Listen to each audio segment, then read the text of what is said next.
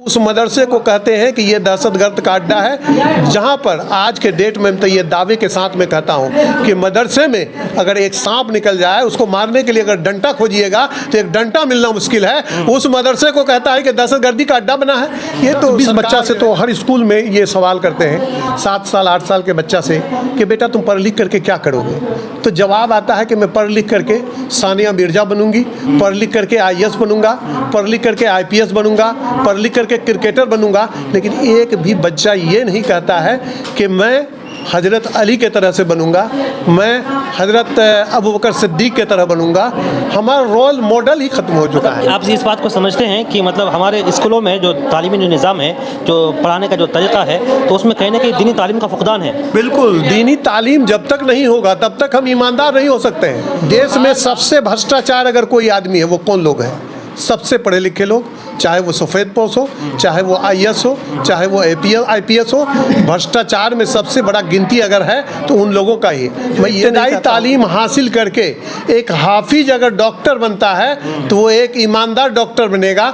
एक हाफिज अगर IAS और IPS बनता है तो एक ईमानदार IAS और IPS बनेगा। साहब, आप उस चीज़ को किस तरह देखते हैं? आपने कहा कि मदरसों की वजह से दीनी तालीम जिंदा है और मदरसे के बच्चे अगर डॉक्टर बनेंगे तो ईमानदार डॉक्टर बनेंगे, आपने बजा फरमाया है। लेकिन कुछ लोग इसी मदरसे ऊपर निशाना बनाए हुए हैं, टारगेट किए हुए हैं। इस बारे में क्या सोचते हैं आप? देखिए नाज़रीन, कैसे हैं आप सब? मैं आपका एक बार फिर न्यूज़ स्टूडियो उर्दू में खैर मकदम करता हूँ। पिघलना इल्म की खातिर मिसाल शमए ज़िबा है, बग़ैर इसके हम नहीं पहचान सकते खुदा क्या है। इंसान के लिए, इंसानियत की बका के लिए, अच्छे समाज की तश्कील के लिए तालीम एक बेहतरीन ग़िज़ा है। जिस्मों की बका के लिए हमें खुराक खाना पड़ता है, लेकिन रूहानियत की बका के लिए, इंसानियत की बका के लिए, बेहतरीन समाज की तश्कील के लिए बच्चों को, समाज को ज़ेवर तालीम से आरास्ता होना पड़ता है। तो नाज़रीन, अभी मैं मौजूद हूँ नेशनल पब्लिक स्कूल पांजीपाड़ा में। आज इस स्कूल में एजुकेशनल अवेयरनेस प्रोग्राम मुनक़िद हो रहा है, जिसमें तकरीबन इस्लामपुर व कुर्ब जवार बल्कि पूरे ज़िले से और सीमांचल किशनगंज बिहार से जितने भी सियासी समाजी लीडरान हैं, शख्सियात हैं, सभी इस अवेयरनेस तालीमी अवेयरनेस प्रोग्राम में शिरकत किए हुए हैं। इसके ऑर्गेनाइज़र जनाब मास्टर इरशाद साहब का मकसद ये है कि इस प्रोग्राम के ज़रिए हमारा जो इलाका है सीमांचल, इस सीमांचल में तालीम के ताल्लुक़ से एक इनकलाब बर्पा की जाए। आप देखिए मेरे सामने सारे गेस्ट यहाँ मौजूद हैं और बड़ी खुशी की बात है कि इस वक्त यहाँ MIM के साबिक MLA और एक बड़े चर्चित चेहरा, मशहूर चेहरा जनाब कमर हुदा साहब भी मौजूद हैं। तो हम इनसे बातचीत करेंगे, वो क्या सोचते हैं अपने इलाके के ताल्लुक से और तालीमी बेदारी के ताल्लुक से उनका क्या पैगाम है। सर, आपका बहुत बहुत खैर मकदम है जो उर्दू में। सबसे पहले मैं आपके चैनल को मुबारकबाद देता हूँ। नेशनल पब्लिक स्कूल के डायरेक्टर इरशाद बाबू के दावत पर हम लोग यहाँ पर आए हैं। जो तालीमी बेदारी कॉन्फ्रेंस 1 दिवसीय रखा गया है, इस वजह से हम लोग यहाँ पर आए हैं। अभी आकर के हम लोग यहाँ बैठे हैं, जाएंगे स्टेज पर जाएंगे, तालीम के बारे में बातें होगी। देखिए, तालीम के क्षेत्र में सबसे पिछड़ा इलाका ये सीमांचल का ही है। सीमांचल में बंगाल भी है, बिहार भी है। ये जो समझिए कि एक बॉर्डर इलाका है, बिहार राज्य से जुड़ा हुआ बंगाल सटा हुआ है, बंगाल राज्य से जुड़ा हुआ बिहार सटा हुआ है। तालीम के क्षेत्र में सबसे पिछड़ा है हम लोग। इसका कारण क्या है? इसको कारण को ढूंढना है। इसका कारण कुछ लोग ये बताते हैं कि हम गरीब हैं, तो मैं उनसे ये कहना चाहूँगा कि अगर आप गरीबी को ये देते हैं तो सबसे पहले अब्दुल कलाम को देखिए, APJ अब्दुल कलाम, जिन्होंने गरीब रहते हुए भी एक मिसाइल मैन बन गए। एक साइंसदां थे, साइंसदां से मिसाइल मैन बने और देश के आला ओहदा पर जाकर के बैठे। और जब उनका इंतकाल हुआ तो इसी तरह से एक स्टेज में भाषण दे रहे थे और हर स्टेज में वो यही कहते थे कि हम एक टीचर हैं। एक टीचर से अपने आप को एक संबोधित करते थे।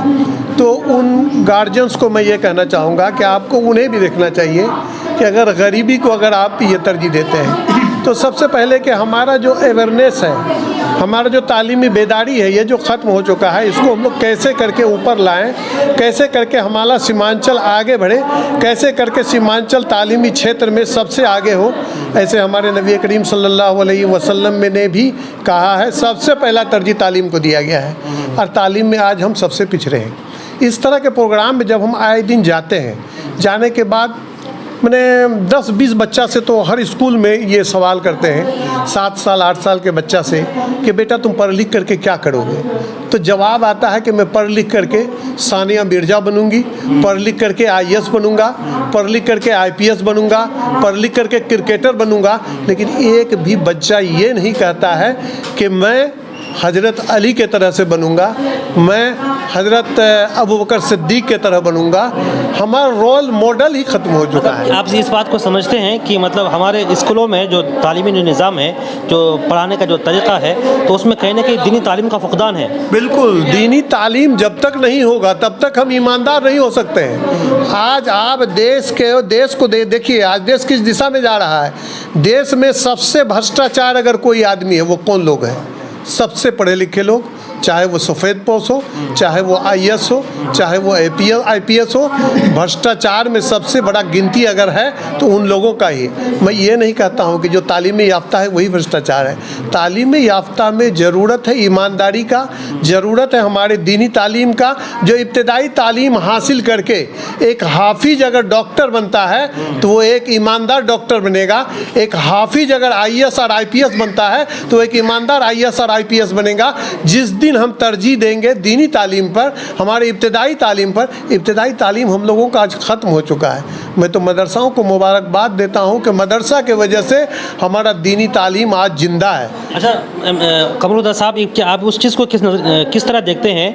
आपने कहा कि मदरसों की वजह से दीनी तालीम ज़िंदा है और मदरसे के बच्चे अगर डॉक्टर बनेंगे तो ईमानदार डॉक्टर बनेंगे, आपने बजा फरमाया है। लेकिन कुछ लोग इसी मदरसे के ऊपर निशाना बनाए हुए हैं, टारगेट किए हुए हैं, इस बारे में क्या सोचते हैं आप? देखिए, ये सरकार जो है ना, इस सरकार में तो खुला तौर पर कहता हूँ कि सरकार पूरे मदरसे को टारगेट किया हुआ है। उस मदरसा को, जिस मदरसा में दीनी तालीम दिया जाता है, जहाँ पर कलाम पाक का इज़्कार होता है, दीनी तालीम दिया जाता है, उस दीनी तालीम को ये सरकार की जो निगाह है आज उस मदरसों पर पड़ा है। ये चाहते हैं कि दीनी तालीम को ख़त्म कर दिया जाए।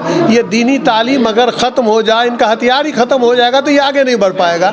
इस वजह से सरकार की निगाह इस दीनी तालीम पर है, इस हमारे दीनी अदारे पर है। हमको आज दहशतगर्द कहा जा रहा है। हमको ये कहा जा रहा है कि वो मदरसा, जिस मदरसे में दीनी तालीम होता है, जिस मदरसे में कलाम पाक पढ़ाया जाता है, जिस मदरसे में दर्स दिया जाता है इंसानियत का, उस मदरसे को कहते हैं कि ये दहशतगर्द का अड्डा है। जहाँ पर आज के डेट में तो ये दावे के साथ में कहता हूँ कि मदरसे में अगर एक सांप निकल जाए, उसको मारने के लिए अगर डंटा खोजिएगा तो एक डंटा मिलना मुश्किल है। उस मदरसे को कहता है कि दहशतगर्दी का अड्डा बना है। ये तो सरकार जो है ना, सरकार की निगाह इस पर पड़ी हुई है।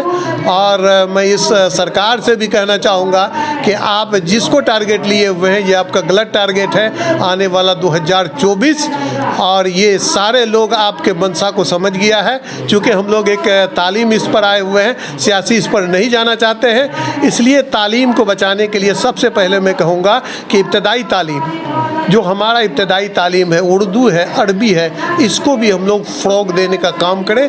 अगर इसको हम लोग फ़रोग़ देंगे, इससे अगर IAS IPS बनेगा, इससे अगर डॉक्टर बनेगा तो यकीनन वो ईमानदार बनेगा।